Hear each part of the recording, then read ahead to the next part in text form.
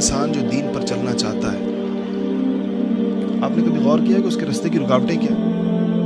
وہ آدمی جو دین پر چلنا چاہتا ہے اور پورے دین پر چلنا چاہتا ہے، اس کے راستے میں 3 رکاوٹیں ہیں۔ ہر انسان کے راستے میں 3 رکاوٹیں۔ پہلی رکاوٹ نفس کی رکاوٹ ہے۔ انسان کا نفس اس کو دین پر نہیں چلنے دیتا، اور وہ انسان کے سامنے مختلف چیزوں کو اس کے لیے زیادہ مرغوب کر دیتا ہے بنسبت دین کے۔ فجر کی نماز، ٹھنڈی ہوا، گرم بستر۔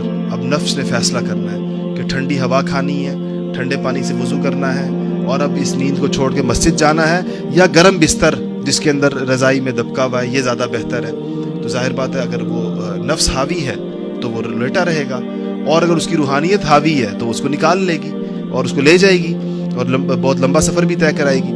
ایسے ہی مختلف موقع، ہر موقع پر انسان کے سامنے یہ دونوں چیزیں آتی ہیں، اور نوجوانوں کے سامنے زیادہ آتی ہیں، اس لیے کہ ان کے ہاں بہرحال جس طرح انسان کا جسم جتنا قوی ہوتا ہے اس کی نفسانیت بھی اتنی قوی ہوتی ہے۔ انسان بوڑھا ہوتا چلا جاتا ہے تو نفس کا زور بھی بہرحال آہستہ آہستہ ٹوٹتا چلا جاتا ہے۔ دوسری چیز جو انسان کو روکتی ہے دین پر چلنے سے وہ شیطان ہے۔ حدیثوں میں بالکل واضح آتا ہے انہ یجری کا مجری الدم، کہ وہ آپ کے جسم کے اندر ایسے گھومتا ہے جیسے خون گھومتا ہے آپ کے جسم میں، اور مختلف موقعوں پر وسوسے ڈالے گا، بہکائے گا، چیزوں کو مزین کر کے پیش کرے گا۔ شیطان کے بارے میں آتا ہے کہ وہ چیز دیکھیں آپ سے جھوٹ بلوائے گا تو یہ پہلے آپ کے دل سے جھوٹ کی قباحت کو کم کرے گا، کہ میں تو مصلحتاً بول رہا ہوں، میں تو یہ جھوٹ اس لیے بول رہا ہوں کہ اس کا فائدہ یہ ہے، اس سے کسی کو نقصان تھوڑی ہو رہا ہے۔ مجھے ایک صاحب کہنے لگے کوئی بات میں نے ان کو سمجھائی تو مجھے کہنے لگے کہ میں جھوٹ بولتا ہوں مگر ایسا جھوٹ بولتا ہوں جس سے کسی دوسرے کا نقصان نہ ہو۔ جھوٹ کی وہ قسم جس میں دوسرے کے نقصان والا جھوٹ نہیں بولتا۔ تو میں نے کہا آپ کا اپنا نقصان تو ہوتا ہے ہر جھوٹ میں، کسی اور کا ہو یا نہ ہو اپنا نقصان تو ہو گیا۔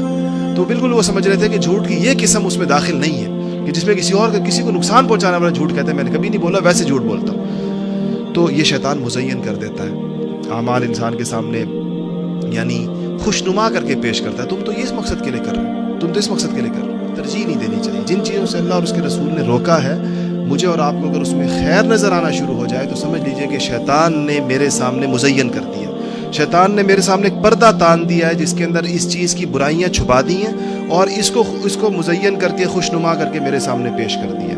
یہ اس کا تجربہ بہت زیادہ ہوتا ہے، اور اس کے لیے بہت عجیب عجیب باتیں دل سے سجھاتا ہے شیطان۔ دوسری رکاوٹ دین پر چلنے میں شیطان کی آتی ہے، اور تیسری رکاوٹ دین پر چلنے میں وہ لوگوں کی آتی ہے۔ جو ہماری سوسائٹی ہے، ہم کتنے کام ایسے ہیں جو لوگوں کی وجہ سے کرتے ہیں۔ شادی بیاہ کی ساری رسومات لوگوں کی وجہ سے ہوتی ہیں، غمی کی ساری رسومات لوگوں کی وجہ سے ہوتی ہیں، گھر کا اپنا ایک خاص سٹیٹس، ایک سٹینڈرڈ، ایک خاص معیار لوگوں کی وجہ سے ہوتا ہے۔ تو بہت ساری چیزیں ہمارے معاشرے میں ایسی ہیں جس کو ہم یہ کہتے ہیں کہ لوگ کیا کہیں گے، لوگ کیا کہیں گے، لوگ۔ تو اگر آپ غور کریں گے تو یہ 3 رکاوٹیں، جو بندہ دین پر چلنا چاہے گا، آپ اس سے جسے نیت کر لی ہے، آپ اس سے پوچھیں گے تو آپ دیکھ لیجئے، اس کے آپ عذر سنیں تو آپ ان 3 فولڈروں میں سے کسی ایک میں ڈالیں، یہی ہوں گی۔ یا نفس کی رکاوٹ ہوگی، جو انسان کی عادتیں ہیں، یہ نفسانی چیزیں ہیں، ساری عادتیں ہیں نا، انسان نے عادت ڈال لی ہے، یہ نفس کی عادت ہوتی ہے۔ تو عادت ہوگی بعض چیزوں کی اپنی عادتیں چھوڑنا مشکل ہے، مثلا اسموکنگ چھوڑنا کیوں مشکل ہے؟ عادت ہے۔ کوئی اور اس طرح کی بے شمار اللہ محفوظ رکھے بری عادتیں ہوتی ہیں، تو وہ عادت ہے، یہ نفسانیت ہے۔ وساوس کا آنا چیزوں کو اس کے سامنے، یہ شیطانیت ہوتی ہے، جو شیطان اپنا کام کرتا ہے۔